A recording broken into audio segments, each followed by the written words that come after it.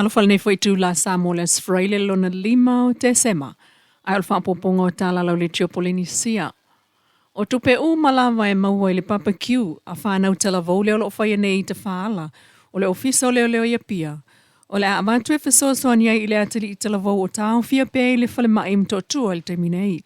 O le atali i lea na whao o lima i aini tangata ma whaia i aiso e ngā leo leo. Peitai. Ua whaitau vai aso talo na tau fia i le whale mai mtonga fitinga. Ma tau si mai ailo na tina. Ai o le tau singa o asa uma lea ua ofo tuai nei e tala vau o le SVSG. Se sa ili ngā tupe ala le Papa Q i a pia i lalo le ofisa o le SVSG. Talane o le ofisa o leo leo. Ua o se vaenga leo le lato fo i sao. I le whaatinonga o ngā luenga se fulu ono aso. Te te atuai i sa wanga o tina ma whanau i Samoa. O le ala le pule o le tautua.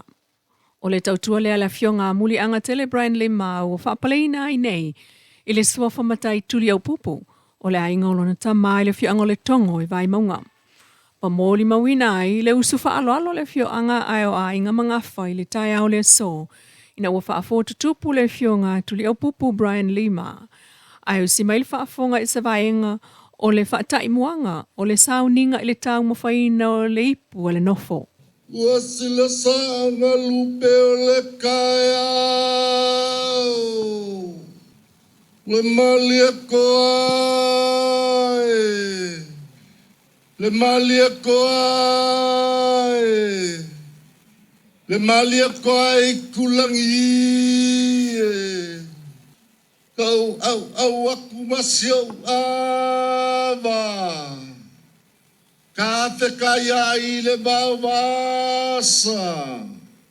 O ngā e ko kofi ai le aolo i nganga. Ia mua le awa le kuri au pupu. O le fofonga le alakaua. I le vai maunga ma le fale kua masanga. Le iku kolo o sanganga. Fale aka ma le ngāwha. Ia masamoa umalava. Sanganga le pale lauai. Se yo kako mua ia i ngā mua. Sanganga le ailahoi. Se yo kako mua ia i ngā mua. Sanganga le vai maunga.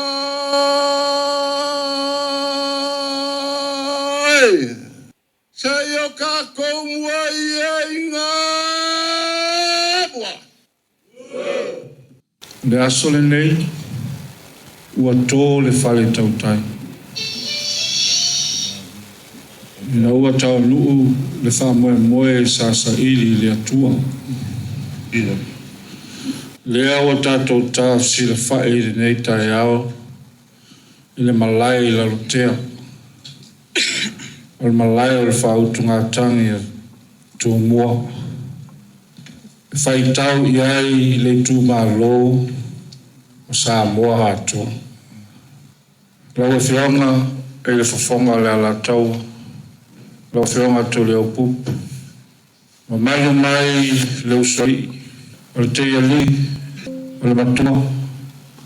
Alo mali atoa, malo tuli au pupu. Whau tautanga, malu taua, ma tui sa mau. Tele aso ai li lau aso. Tele tae au ai li lau tae au.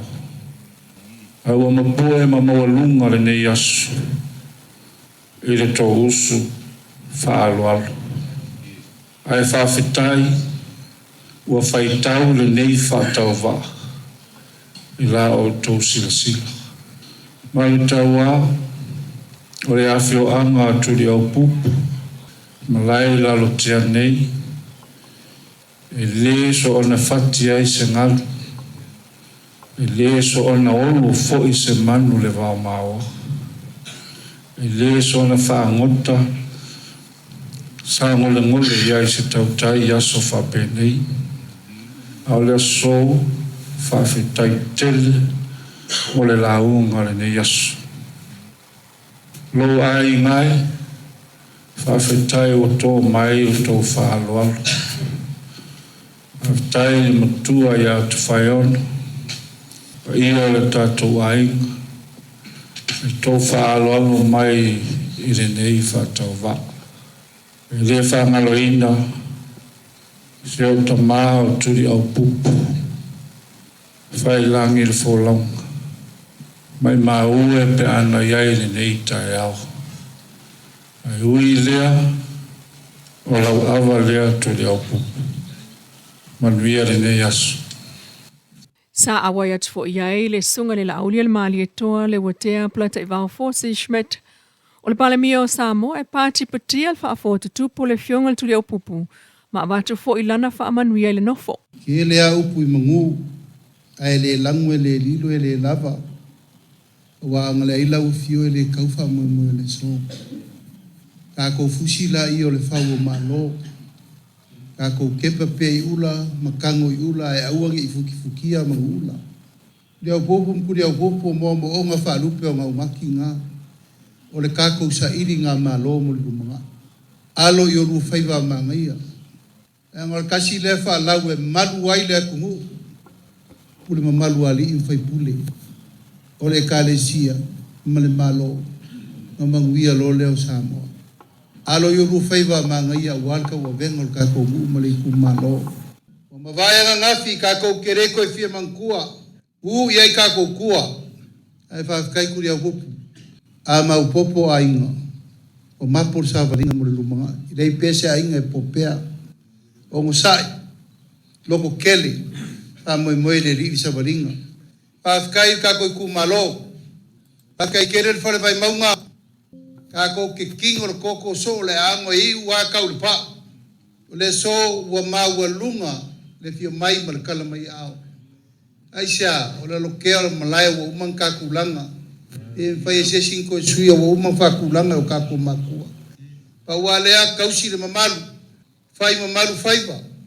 o vo inge verga nga we fai me se af kai mau ka wa I de ko e kau fa furuinga le pasinga wa umanga ai lao o ka ko makua ka lo fai fo launga mo mai ki sa enga asa inga le fa mamaluinga o kuria popu mai la mkan ya mo lo lu so fu a wal ka ko inga ka ko go o lo fa lo ko finga ya fo la wilangi ma no buia ka la ngola ma kam fa nga o ka ko ainga ka ko o lo or ka le le wa ngei me uma alu le ko malu ka ko ke malu le fa lo ka ko fa fengin ka ulangi ma buia le so O le tautua na ilonga aile ngō Samoa le laulangi wha angata mo le lakapi ilona suafa Brian Lima.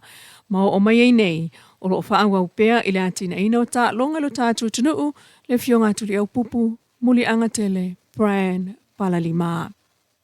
Inisi o tala, o le awha awau lamal wha amsinonga o le tangi, a le matai whaia ina o le itumalo o whaleali li tasi whaasanga le whaipule filifili o lo na itumalo, o le sui pa le mia le fionga toe lupe, pōmuli nuku o ne semo. Ina ua whai ai nei le whaai unga al whaamsinonga o pālota ana nafi. Ma whaalea o ngā aile tālu sanga atu I loma lanselota la me koe toe whaaui I tuala na tangi whaasanga I ato e lupe. Wali ipotia le polo I ai nei le whaamsinonga I tu mai lua. E whaasauni pe tā pena atu fo I ala mōli mau mōli toe whaaua wai o le mta upulea I le vai sa FOU. O le tangi atu I loma o whainga whaala atua po whaato sina o I atua I aile sui wa manu malo. Mai le taimi o le pālota ia au kuso. O le vai aso nei foi, le analia e ai mōli mau o le whaatalanoanga, a le whaipule o whaasale le anga tolu namla ulu sami le ota ma le sui o le HRPP na whaia ina ia tui loma, ma le tupe se lau a TALA o tua ia na avatu ia te ia ave ai I tuala na tangi. O le vai aso FOU e whaaua wail whaamsinonga o pālota le mta upo tā uailunga. O le a whaauau lamal whaamsinonga o le tangi, ale matai whaia ina o le itumalo o whaleali li tasi whaasanga le whaipule filifili o lona itumalo o le sui pā le mia le fionga toe lupe, pōmuli nuku o ne semo. Ina ua whaia ina le whaai unga al whaamsinonga o pālota ana nafi, ma whaalea o ngā aile tālu sanga atu I loma lanselota la me koe toe whaaui I tuala na tangi whaasanga I ato e lupe. Wali ipotia le polo I ai nei le whaamsinonga I tu mai lua, e whaasauni pe tā pena atu fo I ala mōli mau mōli toe whaaua wai o le mta upulea, I le vai sa FOU. O le tangia tui loma, o whainga whaala atua po o whaato sina o ia tua ia ele sui wa manu malo, mai le taimi o le palota ia au kuso. O le vai aso nei foi, le analia e ai mo le mau o le whaatalanoanga, a le whaipule o whaasale le anga tolu namla uru sami le ota ma le sui o le HRPP na whaia ina ia tui loma, ma le tupe se la wafeta la o tua ia na avatu ia te ia ave ai i tua lana tangi. O le vai aso FOU e whaawa wail whaamsinonga o palota le mta upo ta ua ilunga. Inisi o TALA, ele uma i mea whaia le malo. O le nganga le nao le toe whaafo i atu o le lua se lau lima sifuru a whetala o tupe le tunu. Le ana whaongaia luai le malanga i le vala aulia mai Amerika Samoa o tai o Samoa. I le umusanga o lona mo te fono i malai o le talu i whangatongo i le whai unga o le vai aso na tenei. O le tupe na maua mai e pe un sauno le fionga le pale mia, la aulia le mali e toa, pula te vao le ua te afonsi shme te tolu se la ua whetala. Ua abatu i le treasury, e toe whaatu mua i le lua se lau lima sifuru afe, ai o le lima sifuru afe e wha leo, mo ni isi fo i wha lave o le malo. E le lei lava le whai atu o tali mai a o le lei se wha polo o iai e pe on sao no le fionga le palimia. O tupe sa wha alu i le wha tinonga o le taalolo a Samoa. Ina ua masi i atu le fionga i le ama malu le malo o tuto o tasi o Samoa. O le fionga le fonfetalai o le motafono. O minista o kapene, tama minista lango, o le whaailia leo ma le whaatupenga, o le waa a leo lea na whaonga. O le tolu sila wa whetala o le mea alofa Amerika Samoa le maa au o Samoa, ma ona tangata na malanga atu. Ma ia saunoa, o se amatanga FOU le sila fia ele atunuu, so se malanga masi e tapena, ma le talitonunga le tapua inga. O isi vai ngā tupe o le nei tau muli mai Amerika Samoa, na whaasafu atu, i sui o le fono a sui tofia, o whaalapo tonga tūma o tiepe o mapui whangalele longo i pulotu as VSG, Carmelite, Caution Trust ma le Cancer Society, o a fionga i pale mi e taluai, fia me na o mi mata afa, man sunga tu le epasa i lele malia lenga oi. O a tangi ai le whaawa wailoa, o le maafutanga whaafowina a Samoa na lua, a mata mai le taimi na wala au lia ai Samoa i sa sae i le whaatautoina, o le malo o iei nei, ia se te masfluonolu o lua lima. O le isi feilo i ngā tai o Samoa, o a tofa i lana whaasoa, o le atoa o Samoa lua o lua ono, le isi tolu masina o lumana i nei, ia mati. E toi a si ai mata upu, e pe o le saonga le mu, toa oi whaavao malo, ma le taua te te atu, i fuala au whaasa mata utia, o whamlanga inga, ma whawhaataua inga. Talana, o le nei tu la manuia tau o manga o le nei as wharaile.